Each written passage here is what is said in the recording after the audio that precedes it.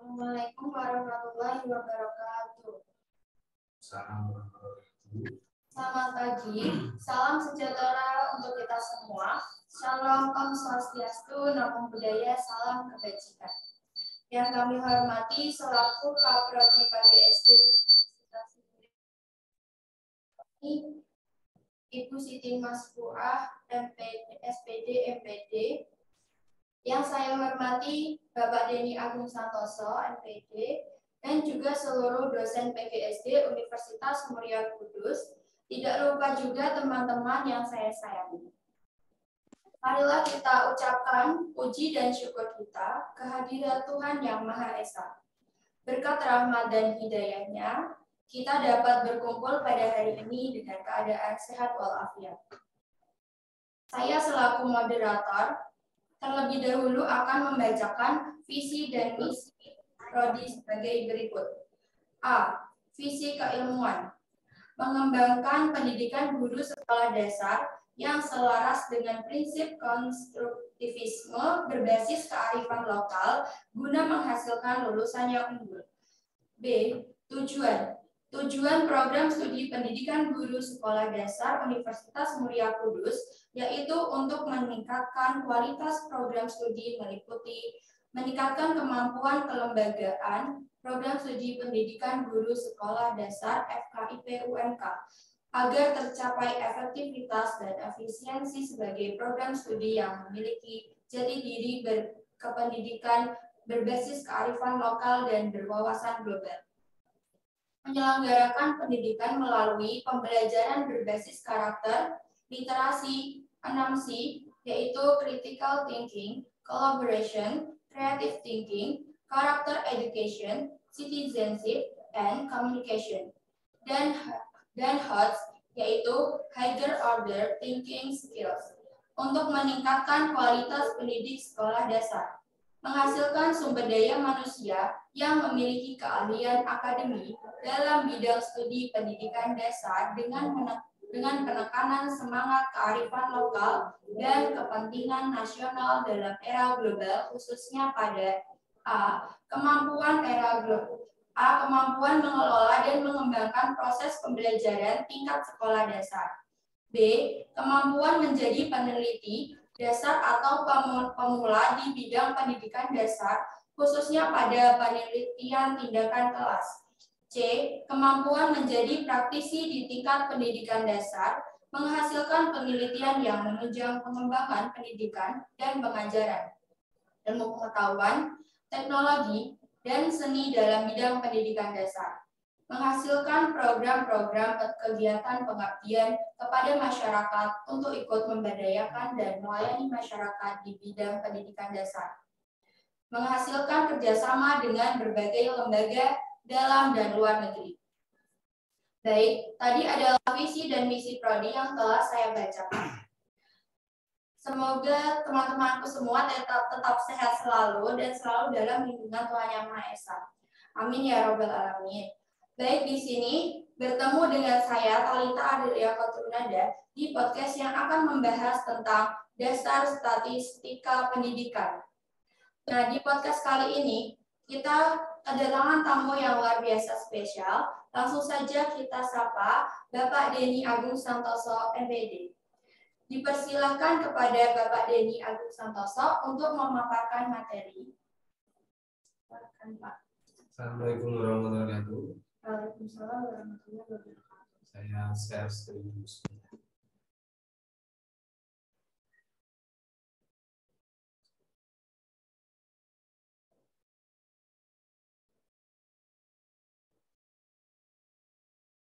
Nah, ini sebenarnya materi perkuliahan untuk yang kuliah sama saya ya.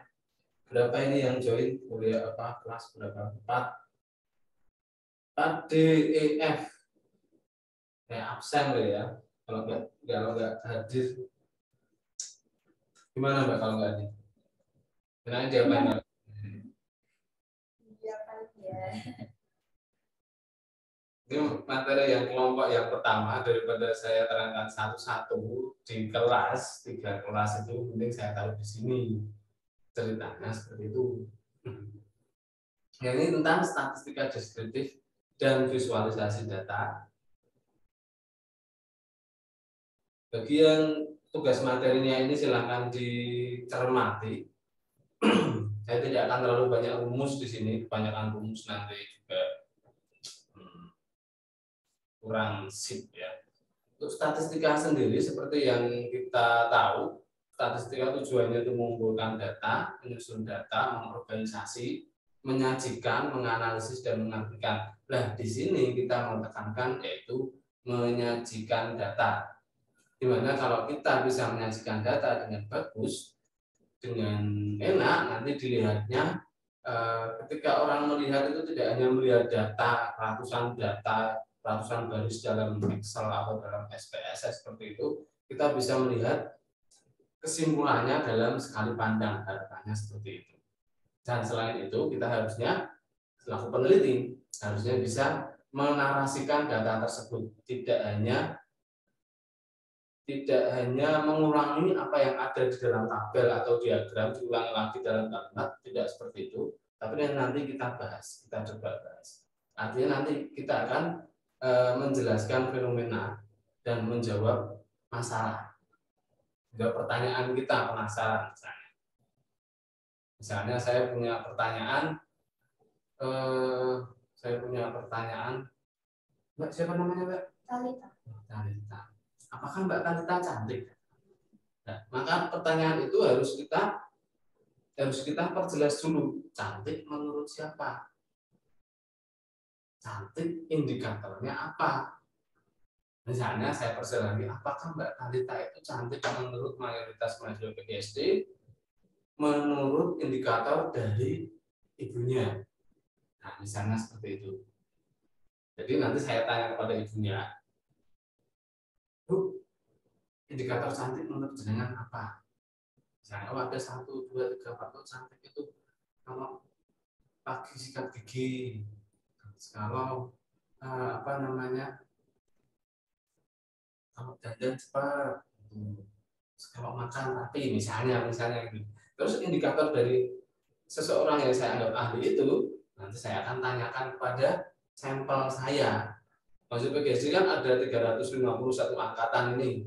Kalau 4 angkatan bayangkan ada berapa? 1.200 sekian. Kalau 1.200 saya tanya semua, gempor saya. Jadi nanti saya sampel. Misalnya per kelas, saya sampling masing-masing kelas 20 atau berapa. Sesuai dengan cewek dan cowoknya. Nah, baru nanti kita simpulkan dari situ, kita tabelkan, kita uji hipotesisnya, lalu kita simpulkan dari situ. Nah, sebenarnya untuk menjelaskan fenomena atau menyelesaikan masalah secara utuh, misalnya tentang cantiknya Mbak Talita itu tidak bisa kita ngomong secara kuantitatif saja atau secara kualitatif saja. Misalnya kita ngomong perasaan Mbak Talita. Saya buat subjek terus nggak apa-apa ya Mbak? Ya. Misalnya kita ngomong perasaan dari Mbak Talita. Misalnya kita tahu, oh perasaan ada berapa sih? Perasaan ada berapa kira-kira Mbak? Sedih, senang, takut, dari itu aja. Sedih, senang, takut. Nah, misalnya kita punya indikator, oh sedih itu apa? Senang itu apa? Takut itu apa? Misalnya ya, misalnya aja ini. Sedih itu indikatornya itu air mata. Senang itu indikatornya misalnya senyum. Takut itu indikatornya apa ya? Itu indikatornya misalnya takut itu misalnya kalau kamu lihat orang ini pasti takut ini. Kamu memutuskan itu dari mana, Mbak? Misalnya kalau jenenge kuduk-kuduk berdiri atau orangnya berteriak gitu. Nah, ini merupakan nanti yang namanya data nominal, yang namanya sedih, senang, dan takut itu merupakan data nominal, data kuantitatif. Tapi kalau kita mau melihat perasaan Mbak Talita secara mendalam, tidak bisa kita hanya berdasarkan data kuantitatif. Kadang-kadang mungkin bisa kita lihat Mbak Talita itu ada 2 indikator secara bersamaan, yaitu misalnya menangis sama tersenyum. Bukan gila, tapi barangkali dia menangis bahagia. Nah, disitulah kita harus ngomong data secara kualitatif. Tidak bisa kita hanya ngomong, ini pasti menangis, tidak mungkin gembira. Ini gembira, tidak mungkin sedih. Jadi perasaan itu adalah data kualitatif. Kalau kita ingin memahami perasaan Mbak Talita, bagi yang naksir nanti, kamu harus memahami secara kuantitatif dan kualitatif. Baru kita bisa menjelaskan masalah secara utuh. Seperti itu. Nah, dalam hal ini kita akan mengalami Mbak Talita untuk dulu kenal yang namanya min modus median enggak? Iya. Min itu apa, Mbak? Karena di sini nggak ada masuk satu kali, jadi ini kasihan ini nanti. Itu nilai minimal, minimum. Mean itu biasa disebut rata-rata. Iya. Modus itu apa modus? Modus itu bukan cowok yang mau modusin ya. Lupa.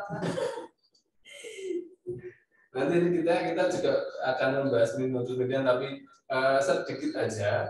Kalau pengen tahu ya di Google banyak.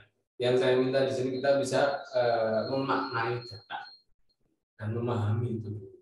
Kalau masalah definisi dan sebagainya saya tidak akan terlalu panjang lebar ya. Ini saya kasih contoh visualisasi data di sini.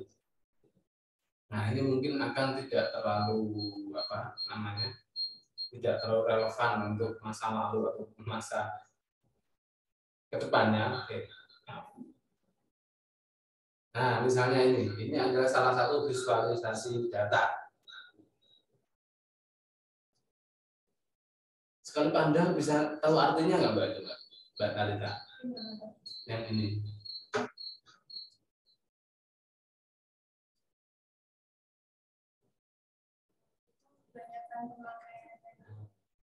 Jadi visualisasi data yang bagus itu nanti harapannya ketika orang siapapun yang melihat walaupun judulnya bahasa Inggris walaupun judulnya bahasa asing, kita bisa setidaknya memahami makna kasarnya. Jadi ini maksudnya itu supaya banyak waktu yang dihabiskan orang dalam sosial media dalam sehari. TikTok itu 52 menit sehari, YouTube 40 menit sehari, Twitter 1 menit sehari. Barangkali ini tidak terlalu relevan untuk masa depan nanti karena masa dulu saya itu kebanyakan orang Facebookan, belum ada topik sekarang TikTok. Coba itu visualisasi data yang ada sampai ini nanti. Nah, misalnya ini coba kita lihat. Sekali pandang bisa dimaknai apa ini? Indonesia lebih banyak kasus kematian pada virus corona. Anda mau protes nggak yang sama yang buat data ini? Kalau saya mau protes karena visualisasi data itu harus ada konteksnya. Misalnya ini mic-nya juga. Enggak. Berarti ada mic-nya masih. Mic-nya mahasiswa tolong peserta tolong dimatikan aja nanti kalau feedback biar enggak. Nah, ini kalau data seperti ini saya mau protes. Ya, Indonesia memang ini nyata ya. Ini bukan dibuat-buat, ini datanya 10 Juni 2020. Indonesia itu kematiannya memang yang paling besar. Tapi Indonesia penduduknya juga yang paling besar. Bisa dipahami? Jadi ini itu memberikan kesan itu bahwa semua negara itu penduduknya sama dan Indonesia yang terbanyak yang menyumbang kematian. Dan kalau secara proporsi atau secara perbandingan antara penduduknya, kita bisa lihat diagram yang kedua ini. Nah, kalau secara proporsi ternyata per per 1 juta penduduk itu ada 99 yang meninggal itu dari Filipina nomor 1. Per proporsinya loh ya. Malaysia nomor 2, kita nomor 3 ya, walaupun turun tadi nomor 1 sekarang nomor 3, bukan sesuatu yang harus dibanggakan, tapi ini memang semua negara mengalami hal ini. Tapi setidaknya kita nggak nomor 1 dalam hal kematian kan. Nah, berarti kan dua data ini, padahal dia menyatakan data yang sama, tapi kesannya itu berbeda. Ketika kita memvisualisasi data, diusahakan jangan sampai ada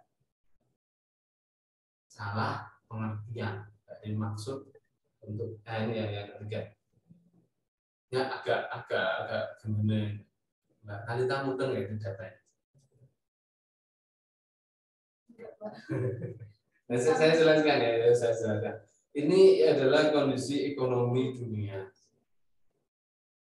Ini uangnya yang dibagi, yang di sebelah apa ini? Sebelah kanan sana. Sebelah kanan itu uang yang dibagi 46% kekayaan di dunia itu dibagi oleh kelompok biru. 39% kekayaan di dunia itu dibagi oleh kelompok yang hijau. 14% kekayaan dibagi oleh kelompok yang oranye, yang miskin. Dan kelompok yang merah, yang miserable itu bahasa Indonesia apa ya? Parah. Jadi yang biru itu adalah kelompok terkaya, milioner. Yang hijau itu kelas tengah. Yang oranye itu yang miskin. Yang merah itu yang parah. Dapat hanya 1% dari aset atau kekayaan yang ada di dunia ini. Padahal kalau secara jumlah, bayangkan ini yang di sebelah kiri itu banyak persen orangnya, yang di kanan itu banyak persen uangnya. Jadi kalau kita lihat yang merah di sini sama merah yang di sini, maksudnya seperti ini. 55% penduduk di dunia itu hanya punya harta 1% yang ada di dunia ini. Paham maksudnya? Paham maksudnya apa? Iya. Jadi yang miskin itu jumlahnya itu 55%, dan yang 55% itu menguasai 1% dari kekayaan yang ada di dunia ini. Dan begitu jomplang itu ketika kita lihat yang biru kan, yang milioner. Milioner secara jumlah orangnya itu hanya 1%.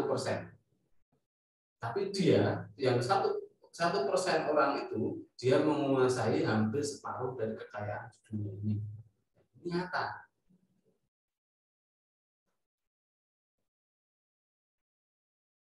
Terus gimana? Apakah kita mau protes? Gimana? Iya, Pak. Kalau saya terserah ya mau protes atau enggak. Kita sebagai orang yang peneliti misalnya itu, kita hanya menyajikan data. Nanti mau dibuat emosi atau mau dibuat bijaksana, terserah. Kalau saya sih, ya saya misalnya, saya mewajib kalau misalnya saya masih di kelompok oranye, kalau bisa saya mau gabung kelompok hijau atau saya mau gabung kelompok biru lah. Ngapain saya dimirah lama-lama kan gitu. Kalau bisa seperti itu. Atau misalnya Anda misalnya yang anak-anak Pak Lurah, pasti kan masuk mereka juga ada yang kaya raya kan. Mungkin kalian ada yang masuk 1% di situ, maka bantulah yang masyarakat yang 55% itu. Dia bisa menjadi setidaknya yang merah jadi oranye. Tidak harus jadi langsung biru, masuk kekayaan kalian terus, wah mobil ini mau tak itu kan juga enggak masuk akal juga. Tapi kalau kalian mau lihat data ini mau emosi ya terserah yang baca. Suka kalian. Saya hanya menyajikan data yang real. Nah, ini ada sedikit. Nanti itu saya sajikan data yang sedikit kompleks terus gitu ya. Ini ada apa ini? Oh itu jodoh bertemu. Ini tahun jodoh bertemu. Terus Terus yang ini itu bertemunya itu dengan cara apa, dan ini jumlah persentasenya. Contoh ya, misalnya kalau saya mau ikuti garis yang biru ini itu adalah jodoh yang ketemu lewat teman. Jadi jumlah jodoh yang ketemu lewat teman tahun 1940 itu ada kurang lebih 25% ke atas. Nah, terus puncaknya itu yang jodoh lewat teman itu kira-kira tahun 1990 itu 35%, kurang sedikit. Tapi ketika nanti tahun 2020, 2 tahun yang lalu, itu jodoh yang bertemu lewat teman itu turun. Dan hampir semuanya turun, baik lewat teman, lewat dijodohkan keluarga, ini yang hitam ini, yang hijau ini bertemu di tempat kerja, agak ada yang tempat kuliah. Oh ada, bertemu di kampus, ini yang garis biru berarti ini. Oh sekarang jodoh di kampus itu sudah menurun trennya. Tetangga Penggo juga turun, dulu itu banyak banget. Terus ini karena datanya di Amerika, jadi ketemu di tempat ibadah, ketemu di gereja, itu juga turun. Nah sekarang yang trennya naik itu adalah yang merah sama yang ungu. Jadi kebanyakan pasangan yang bertemu tahun 2020 itu meningkatnya itu yang ketemu di kafe yang ungu ini atau ketemu online. Nah, kalau saya mau selesai sekarang sih nggak masalah ya. Udah kesimpulannya terserah pembaca mau ngapain. Tapi itu kan tidak bagus juga. Maka sebenarnya kita harus narasikan juga berdasarkan tabel tersebut. Kalau Anda pengen ketemu jodoh lebih cepat, jangan cari jodoh di kampus, tapi cari jodoh di online atau ngafe saja. Walaupun biayanya mungkin lebih mahal. Tapi ini juga kita tidak bisa ngomong ke depannya. Sepertinya trennya memang yang ketemu online sama di kafe itu akan naik terus, tapi kita juga nggak bisa menjamin nggak terjadi, barangkali terus di-blank. Tiba-tiba ada pandemi virus komputer, tiba-tiba semuanya jadi blank, tidak bisa online lagi. Nah itu dulu yang dari penjelasan saya, karena penjelasan itu tidak terlalu menarik bagi saya. Nah sekarang ini saya ada data SPSS. Nggak tahu SPSS itu apa? Enggak, Pak. Ini sedikit aja. Bagaimana kita membuat tabel bagaimana kita membuat diagram di SPSS. Sedikit aja ya. Sedikit aja. Nah, ini data, jenis data, kita sedikit ke materi sekarang, dari rotor ngambil sedikit. Saya mau ngambil.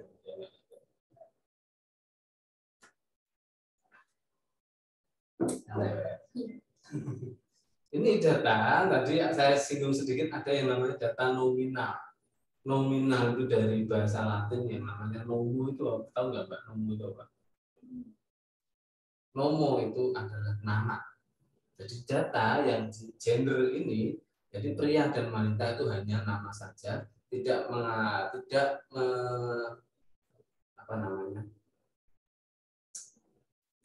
mewakili, tidak mengatakan bahwa oh yang ini lebih baik dari yang itu, yang ini lebih duluan dari yang itu, tidak seperti itu. Ini yang namanya data nominal, hanya nama saja. Yang kedua itu ada data yang namanya data ordinal, dari kata ordo atau bahasa Indonesia order. Order itu apa? Order itu antrian. Order itu urutan. Jadi ketika jaringan order ke restoran itu artinya dia perintahmu itu masuk ke dalam antrian, dan itu harus urut. Kalau nggak urut banyak yang protes. Nah, ketika yang namanya data ordinal itu data yang ada urutannya. Misalnya ini ada manajer, terus ada bawahnya manajer, terus bawahnya lagi siapa. Misalnya kelas 1, kelas 2, kelas 3, kelas 4, kelas 6, itu adalah data yang harus urut. Ketika menyajikan data itu harus urut. Kalau nggak urut nanti akan jadi tidak masuk akal. Nah, nggak usah detail-detail ya, biar nanti banyak pertanyaannya. Kalau nggak ada pertanyaan ya sudah. Nah, misalnya ini saya mau menyajikan data gender. Ini adalah data karyawan fiktif, tidak beneran. Misalnya saya mau gender ya. Kita pakai grafik di sini.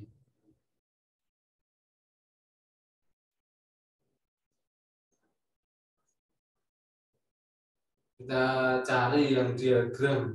Ada beberapa pilihan. Ini ada diagram batang, ini ada diagram batang 3 dimensi, diagram garis atau grafik, diagram luas atau diagram area, diagram lingkaran, dan yang lainnya tidak ada bahasa Indonesianya. Jadi ya kita familiar aja ya. Misalnya kita mau yang diagram lingkaran, ada 3 pilihan. Sebenarnya kalau kita semua sedikit pandai bahasa Inggris, kita bisa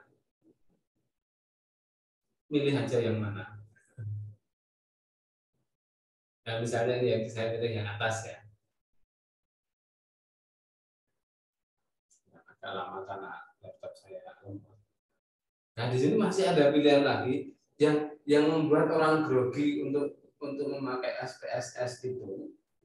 Pilihannya itu terlalu banyak, padahal ini masih sedikit.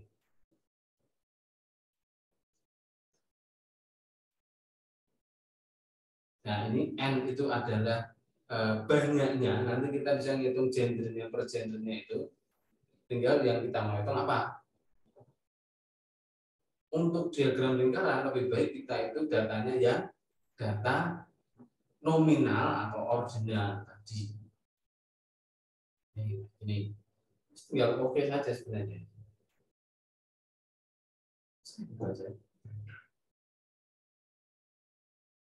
Di Excel juga bisa ya. Nah, ini doang. Tapi ini kurang menarik juga ya kayak gini ya. Katanya wanita dan pria. Kita bisa buat lebih menarik, misalnya kayak gini. Masih data pegawai tadi kita coba ya. Masih diagram lingkaran kita buat sedikit lebih.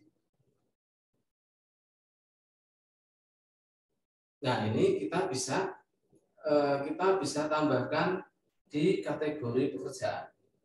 Jadi nanti coba kita lihat ya. Nah, kategori pekerjaan saya tambahkan di bawah. Nanti jadinya kayak apa? Coba aja, tinggal oke. Silahkan dicoba-coba kalau punya SPSS, kalau nggak punya, nah hasilnya. Jadi nanti diagram lingkarannya terbagi lagi menjadi 3. Oh, di bagian penjualan itu lebih banyak wanitanya. Di bagian kantor itu ternyata cowok semua. Jangan bertanya orientasinya, saya tidak mau membahas itu. Nah, di bagian manajerial itu ternyata wanitanya ada tapi sedikit. Nah, ini seperti ini distribusi, tapi ini perusahaan fiktif ya. Nah, kelebihannya di SPSS itu kita bisa misah-misahkan data seperti itu. Ini yang global yang tadi, yang global, ini yang global.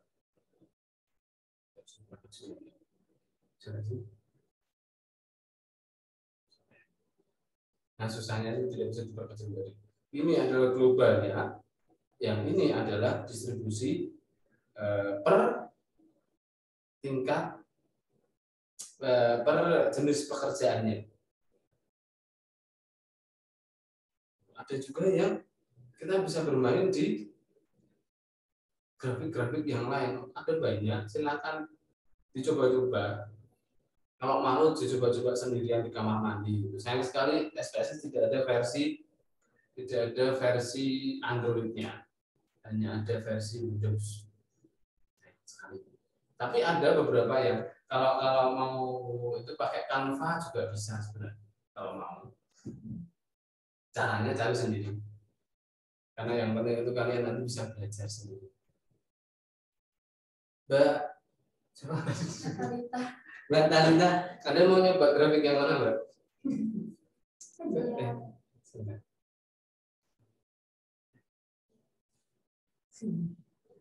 Mau nyoba yang mana itu? Ada batang 3 dimensi, garis, luas. Yang 3 dimensi, Pak. Ah, 3 dimensi. Ya cuma batang 3 dimensi itu sih nggak terlalu. Yang nggak pernah garis itu grafik aja, nggak apa-apa wes. Grafik aja. Nah ini itu lebih enak kita untuk diagram garis atau diagram batang atau histogram itu lebih sesuai ketika kita datanya itu ordinal, artinya yang di sumbu X itu nanti merupakan data yang terurut, misalnya Senin, Selasa, Rabu, Kamis, Jumat, atau misalnya jam 7, jam 8, jam 9. Jadi kita lihat perkembangannya itu lebih mudah. Nah di sini sebentar, boleh nanti yang data yang ada urutannya original itu ini gender itu data nominal. Kita tidak bisa ngomong oh pria itu harus di kiri atau cewek itu yang harus kanan atau harus ini. Tapi dua-duanya itu valid. Urutannya enggak masalah. Tapi kalau ketika kamu membuat grafiknya Senin, Selasa, Rabu, kamu sempat tiba-tiba berbalik Senin, Rabu, Selasa, Minggu dan seterusnya, nanti grafiknya akan menjadi tidak masuk akal. Nah ini yang coba saya urutkan yang agak banyak itu. Berarti nanti melalui masa kerja ya, coba kita lihat grafik masa kerja dan gaji. Nah, ingat ini perusahaan fiktif ya, jangan terlalu dibuat serius banget. Masa kerja, masa kerja kita taruh di bawah. Ini terus yang gaji pokok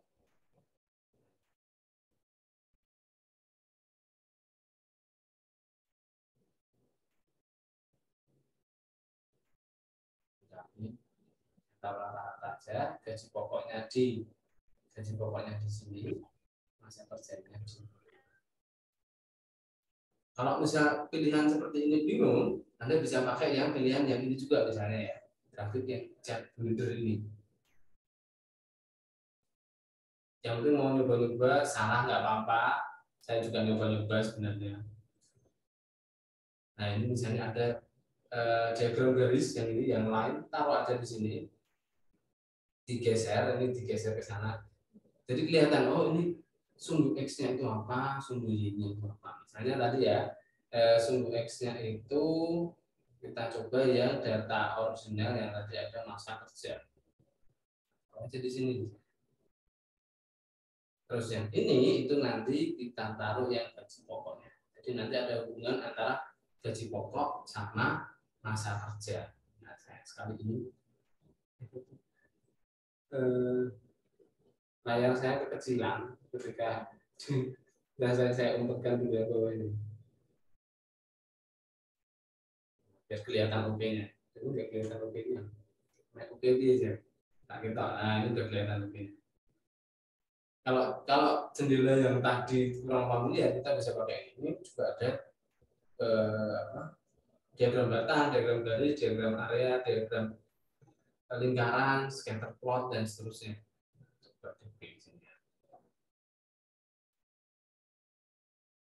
Lagi processing itu artinya terpandang. Nah ini kira-kira seperti ini. Karena itu memang datanya saya buat acak semalam, jadinya memang kurang bagus. Harusnya ketika kita ngomong masa kerja dan gaji pokok itu mungkin harusnya seperti naik. Jadi semakin lama orang bekerja di suatu perusahaan, gajinya akan semakin naik. Karena datanya itu ngarang, jadinya naik turun seperti giginya buaya ini. Gitu ya. Nah, saya mau sajikan data sedikit, data yang betulan sekarang. Kalau ada pertanyaan di tengah jalan, silakan ditanyakan lewat chatting boleh, atau langsung mic-nya di depan juga nggak apa-apa. Nah, ini saya kasih data yang kedua, itu data benar, data penelitian saya ini. Ini saya meneliti tentang kemampuan berpikir kritis. Saya ada 4 indikatornya lupa, di sini ada, sebenarnya ada di sini. Nah, ini indikatornya saya tulis di sini. Indikator pertama fokus pada masalah, nanti keluar nanti santai aja. Soalnya cuma ada 3. Saya melihat penelitiannya anak-anak PGC soal itu bisa sampai 40, soal bisa sampai 15. Lihat, saya penelitian itu soalnya 3 doang. Uraian. Jadi ini saya ceritakan sedikit metodenya. Masing-masing soal itu saya nilai melalui 4 indikator itu. Jadi soal 1 itu saya nilai fokus enggak siswanya, bertanya atau menjawab tidak, atau melakukan tindakan ini enggak, 4 iya atau tidak, dan ada kualitasnya. Soal kedua juga dinilai melalui 4 indikator itu. Soal 3 itu juga dinilai melalui indikator itu. Jadi nanti tabel sebenarnya itu ada 12 kolom. Dan itu menurut saya 3 soal itu tidak akan memberatkan siswanya.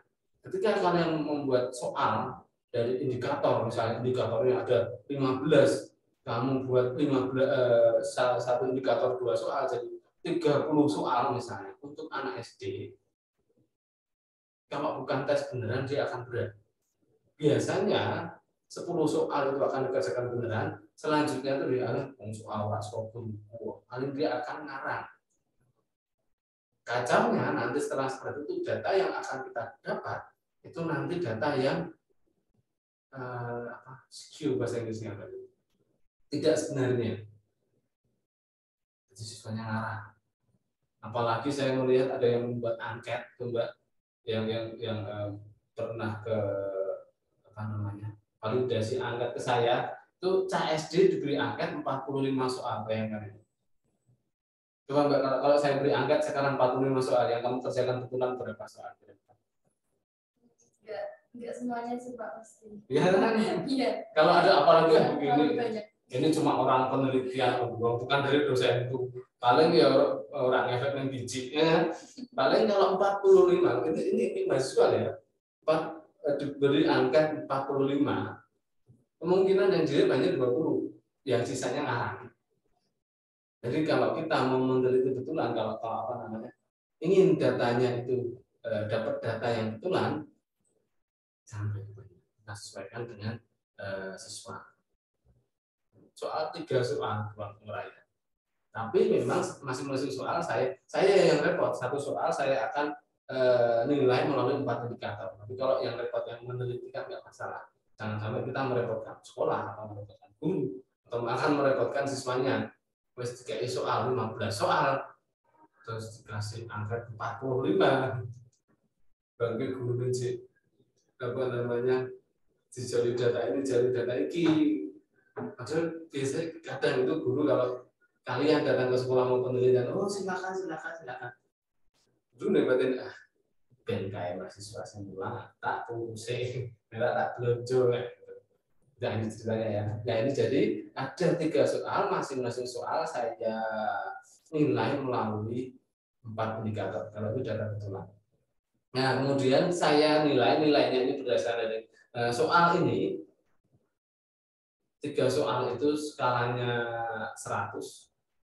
Jadi nilainya nanti maksimal itu 100. Terus nanti ini saya kategorikan juga. Jadi nilai ini yang tinggi ya saya tulis tinggi. Ini sudah saya urutkan menurut kategori. Terus yang ini itu nanti ada pre-test dan post-test. Saya tulis di sini awal dan akhir. Nah biasanya yang ketika kita menganalisis itu, yang kita analisis hanya nilainya saja. Hanya, padahal kan data kita banyak, ini emang kalau kita tidak bahas itu. Nah, untuk membantu pembahasan, kita mending pakai software. Saya contohkan ya. Nah, ini saya biasanya pakai, kalau mau membandingkan antara pre-test dan post-test, secara deskriptif, saya lebih suka pakai boxplot. Sebenarnya ini banyak sekali tabel, banyak sekali diagram. Nah, saya contohkan salah satu ya. Nah, ini. Kenapa ini sudah saya isi duluan. Jadi ini saya mau melihat per indikator mana yang naik, mana yang turun, atau mana yang seperti apa. Nanti kita lihat ya. Jadi nilai dari 4 indikator ini waktunya berarti pre-test post-test, nanti per kategorinya kita coba.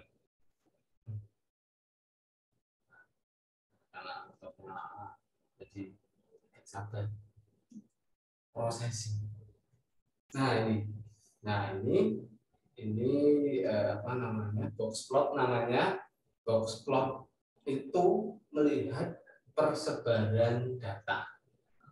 Jadi yang biru itu kelihatan ya, yang biru itu indikator 1 fokus pada masalah, yang hijau itu indikator yang kedua bisa dibaca, yang ini indikator yang ketiga, yang ungu indikator yang keempat, yang di sebelah kiri itu pre-test, yang di sebelah kanan itu post-test.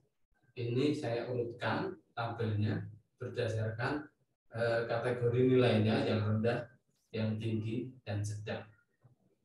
Nah dari sini kalau saya melihat ya, dia rata-rata naik sedikit. Misalnya yang indikator 1 di kategori tinggi naik, tapi ini ada satu anak yang kalau kelihatan nggak bisa disumber sih. Saya kalau lupa ya, bisa disumber sih. Sebentar, bisa disumber. Bisa ya. Lalu juga. Nah, benar. Kelihatan ya tapi ya. Nah, ini secara umum untuk indikator 1 kategori siswa yang kemampuannya tinggi itu dia naik. Tapi ada satu yang ketinggalan. 60 itu maksudnya apa? Ini sampel nomor 60. Jadi kalau kita penasaran dengan data ini, kita lihat aja sampel yang nomor 60. Dan nomornya santai aja. Jadi itu 60. 12. Nah, kita 12. Enggak banget betul 12. Nah, ini 60 yang indikator 1 yang akhir. Nah, ini bisa kita lihat ini. Nah, ini dia tuh kategorinya sebenarnya tinggi. Jadi maksudnya kategorinya pintar, tapi indikator 1-nya rendah. Ya kan, coba dibandingkan dengan yang lain. Ini ada yang sedang, coba kita bandingkan sama yang siswa nomor 23. Yang sedang itu dia indikator 1 dapat 7. Bahkan ini yang rendah atasnya, yang data X21 itu dia rendah tapi indikator 1 dapat bagus. Kalau yang atasnya ini tinggi, nggak terlalu itu ya. Nah, yang aneh itu memang data yang nomor 60. Memang kalau kita penelitian bisa mendapatkan seperti itu. Bisa jadi waktu tes dia itu nggak konsen, atau misalnya salah menjawab sedikit, salah tulis atau dan sebagainya, bisa jadi.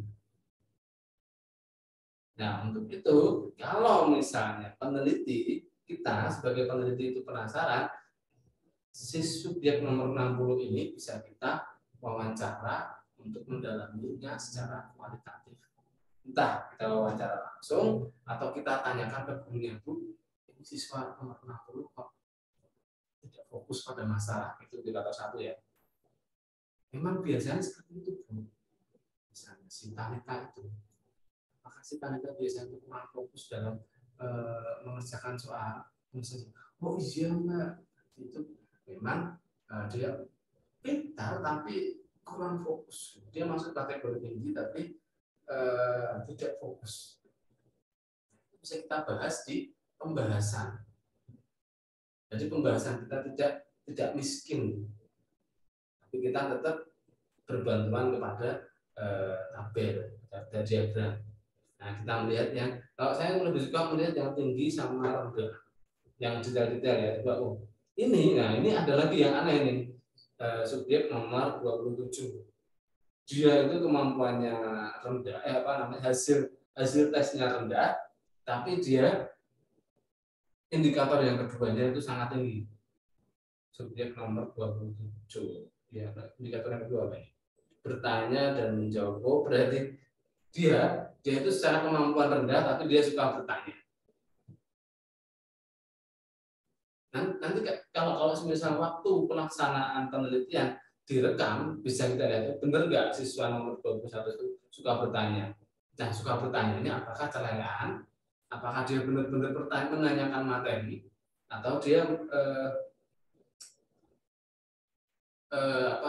memang benar-benar tidak tahu terus bertanya. Terus bisa kita wawancara siswanya, terus bisa kita wawancara gurunya waktu santai-santai. Tuh, si Talita ini kakek Tekon itu pertanyaannya nggak mutu ya, misalnya. Oh itu memang itu siswanya kritis, walaupun susah mudeng tapi kritis. Saya sukanya itu siswanya kritis, walaupun memang lama.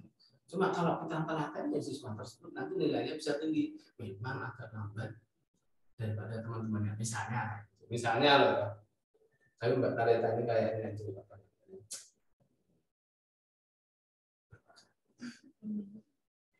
Dan cuma contoh ya, bukan terus itu loh ya. Nah itu dan seterusnya, misalnya ada data penjilan seperti ini, ada siswa sedang, kebetulan ini siswa sedang ada 3 orang penjilan bahasa Indonesia ini apa ya? Kalau ini tuh maksudnya data yang di luar, data yang luar biasa gitu. Jadi rata-ratanya kebanyakan orangnya di sini, tapi tiba-tiba dia ada yang di bawah 1. Gitu. Ini bisa jadi memang salah tulis atau salah mengerjakan, bisa jadi, tapi 1 atau 2 itu merupakan hal yang wajar kalau dalam kalau hampir semuanya salah ya biasanya datanya ngarah.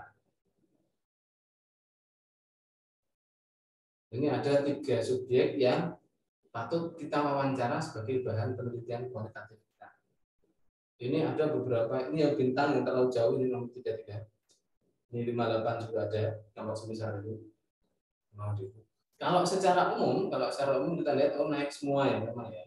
Memang naik semua, tapi tadi ada yang sedikit memprihatinkan tadi yang di rendah tadi. Nah, ada sedikit lagi. Nah, karena ada ini tadi secara umum dia naik.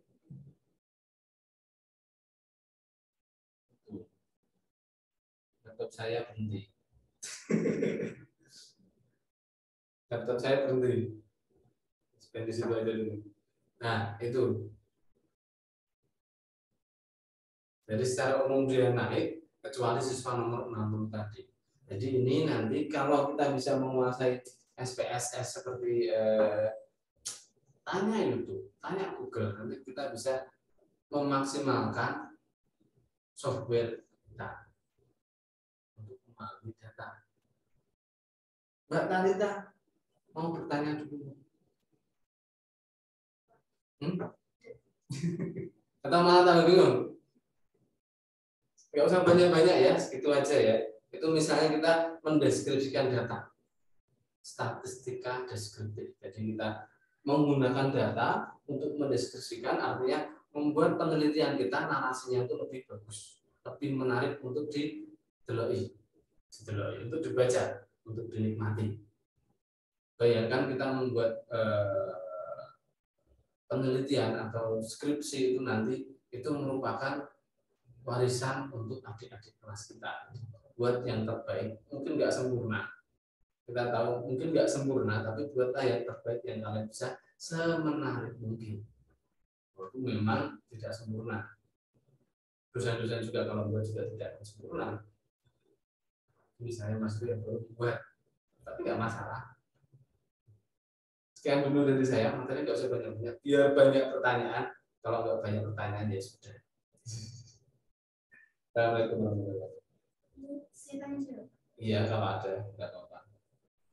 Selanjutnya, baiklah, jika ada yang mau ditanyakan, boleh di kolom komentar ya, ditanya-tanyanya di kolom komentar.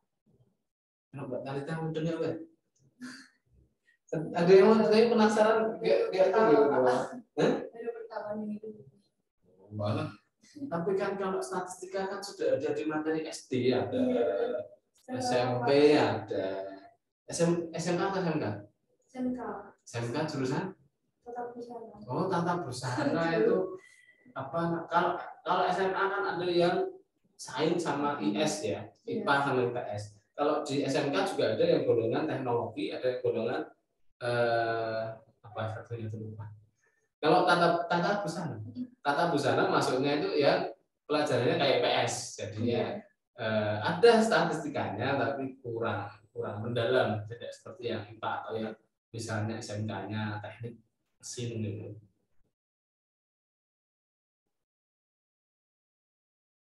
Kalau saya sendiri pernah ngajar di bimbel, jadi ngajar CSD, SMP, SMA, SMK,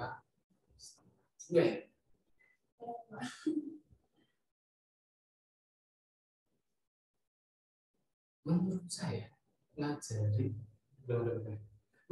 ngajari antara TK, SD, SMP, SMA dan kuliah, menurutmu gampang mana? Gampang kuliah. Mana ada yang mau bertanya? Karena ini, kalau kita ngajar siswanya atau yang peserta didik kita itu semakin dewasa, semakin besar, tetap semua peserta didik dari kecil sampai besar kan ada bosannya. Kalau yang sudah besar bosan di belakang itu biasanya dolanan HP. Itu aja, nggak ganggu konconya biasanya. Tapi bayangkan kalau SD, apalagi SD yang kelas rendah atau yang TK gitu, kalau dia bosan, kalau dia udah mulai bosan, ganggu konconya. Bener itu. Kita selaku guru, selaku orang tua mereka di sekolah itu harus bisa membimbing mereka gitu. Tidak hanya mengajarkan materi tapi mendidik perilaku mereka. Kalau sing SMA baru dijar-jar itu apa salah. Paling untuk dolanan HP paling pola, mereka bosan kan paling dolanan HP. Ada pertanyaan? Atau itu sudah mahir semuanya ini kelihatannya ini?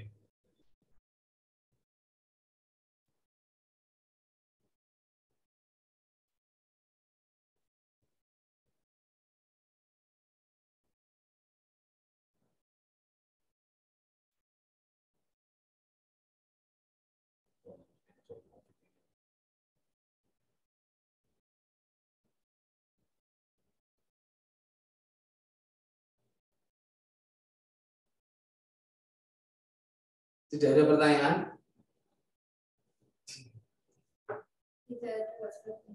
Tidak ada ya? Beneran ya? Nanti saya tes ya. Saking tes. Kalau nggak ada pertanyaan kita tutup aja Mbak Zana.